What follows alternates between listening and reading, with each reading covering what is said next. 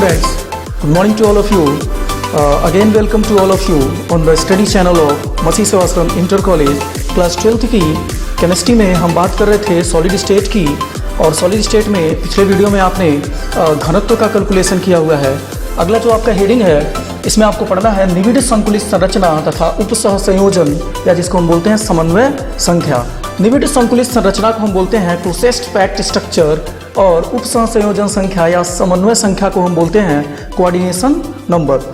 तो जो निविड संकुलित संरचना होती है, आपको पता है कि कोई भी ठोस है वो परमाणु अणु और आयनों से मिलकर बना हुआ है, और उनकी पैकिंग, जैसे कोई भी आप एकक कोष्टिका आपने देखा है, उस एकक कोष्टिका में परमाणुओं की संख्या आपने कैलकुलेट किया हुआ है, और परमाणुओं को कितने भी क्लोजली आप अटैच करो, या परमाणुओं को कितना भी क्लोजली आप एक पैक्ट करोगे तो कुछ ना कुछ आपको क्या मिलेगा, रिक्त स्थान मिलेगा।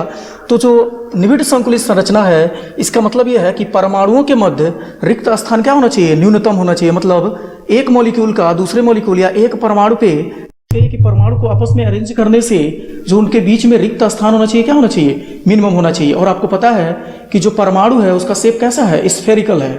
अच्छा, जो उपसह संयोजन संख्या या जिसको हम बोलते हैं कोऑर्डिनेशन नंबर, तो कोऑर्डिनेशन नंबर का मतलब यह है कि जैसे किसी भी एकक कोष्टिका में जो परमाणु है, कोई भी एक परमाणु कितने परमाणुओं के संपर्क में है, या किसी एक परमाणु के किसी एक परमाणु के आसपास में ऐसे कितने परमाणु हैं जो उस परमाणु के संपर्क में है, तो उस जो संख्या है, एक संख्या आपको मिलेगी, उसी संख्या को हम कहते हैं उपसह संयोजन संख्या या समन्वय संख्या, या उसी को हम कहते हैं कोऑर्डिनेशन नंबर।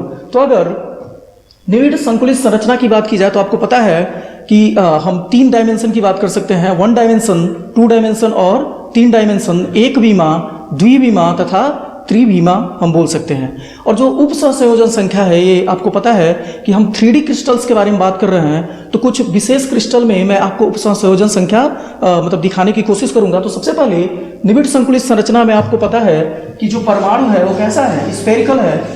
तो इसको आप ऐसे समझ सकते हो कि एक परमाणु, दूसरा परमाणु, और इनके बीच अगर आप 3 परमाणु को ऐसे अरेंज करोगे तो कुछ ना कुछ बीच में क्या है, रिक्त स्थान है। तो वही है कि निविड संकुलित संरचना का मतलब यह है कि हम इन परमाणुओं को क्या करना चाहते हैं, बिल्कुल क्लोजली पैक करना चाहते हैं, या इनके बीच में वाइड स्पेस क्या होना चाहिए, रिक्त स्थान क्या होना चाहिए, बिल्कुल कम होना चाहिए। तो अब इसमें आप क्या कर सकते हो, इसके ऊपर जैसे देखिए ये 3 परमाणु है और इनके बीच में जो वाइड है, इसको आप अगर ऑक्युपाई करना चाहते हो, इसको भरना चाहते हो, तो आप क्या करोगे, इसके ऊपर एक परमाणु आप क्या करोगे, अटैच करोगे, या इन तीनों परमाणु, ये जो नीचे वाले जो 3 परमाणु है बोर्ड के प्लेन में है, और ऊपर से हम एक परमाणु लगा देंगे, तो इस तरह के सिस्टम का पैकिंग एफिशिएंसी या क्या होगी, इसमें पैकिंग क्या होगी, थोड़ी ज़्यादा होगी। तो इस प्रकार की संरचना को हम बोलते हैं निविड संकुलित संरचना। अच्छा, कोऑर्डिनेशन नंबर की बात की जाए या उपसह संयोजन संख्या की बात की जाए, तो जैसे अगर आप देख सकते हो मैं कुछ स्फेरिकल बॉल्स आपस में अरेंज करता हूँ, तो आप यहाँ पे देख सकते हो ये वाला जो बॉल है वो कितने बॉल्स के टच में है, एक बॉल ये है और दूसरा बॉल क्या है, ये। तो इस वाले बॉल का जो कोऑर्डिनेशन नंबर होगा वो कितना मिलेगा आपको, कोऑर्डिनेशन नंबर आपको कितना मिलेगा, 2 मिलेगा। आगे और डिटेल में हम बात करेंगे कि विशेष कुछ सिस्टम है जिनमें हम कोऑर्डिनेशन नंबर निकालेंगे।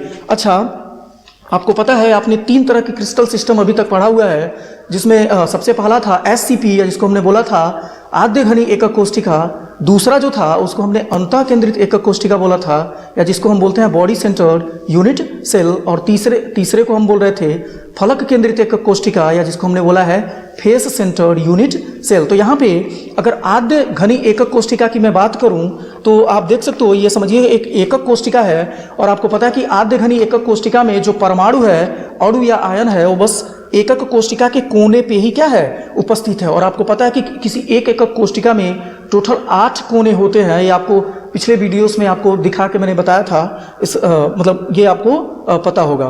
तो चलिए हम देखते हैं कि आद्य एकक कोष्टिका में कोई एक परमाणु कितने परमाणुओं के संपर्क में होता है।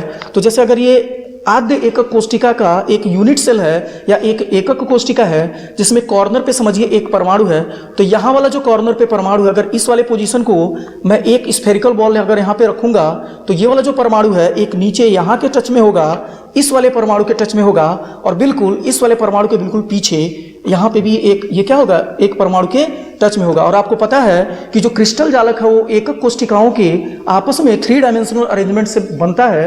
तो ऐसे समझिए कि यहाँ का जो परमाणु है, तो ये वाली लाइन जो ऊपर जाएगी, यहाँ पे आपको एक परमाणु मिलेगा जिस परमाणु के संपर्क में ये वाला परमाणु होगा। इस लाइन के अलोंग यहाँ आगे भी आपको एक परमाणु मिलेगा जिसके संपर्क में ये वाला परमाणु होगा, तथा और आपको इस साइड में भी एक ऐसा परमाणु मिलेगा जिसके संपर्क में ये होगा। तो टोटल आद्य घनी एकक कोशिका में जो एक परमाणु होता है 6 परमाणुओं के संपर्क में होता है। तो हम बोल सकते हैं कि जो SCP में कोई एक परमाणु है वो हमेशा उसका कोऑर्डिनेशन नंबर कितना मिलेगा, 6 मिलेगा। जैसे यहाँ वाला जो परमाणु है, आपको पता है कि इस लाइन के अलोंग यहाँ पे एक परमाणु के टच में होगा, ऊपर भी एक टच में होगा, और बिल्कुल ये वाली लाइन जो आपको इधर दिखती हुई है, इधर भी एक एकक कोशिका है तो उसके भी टच में होगा। तो टोटल एक परमाणु SCP में या आद्य घनी एकक कोशिका में 6 परमाणुओं के संपर्क में होते हैं। अगले लेक्चर्स में हम देखेंगे कि कैसे मॉलिक्यूल्स की, अब हमको उपसहसंयोजन संख्या के बारे में ज़्यादा बात नहीं करना है, हमको ज़्यादातर निविड़ संकुलित संरचना के बारे में बात करना है।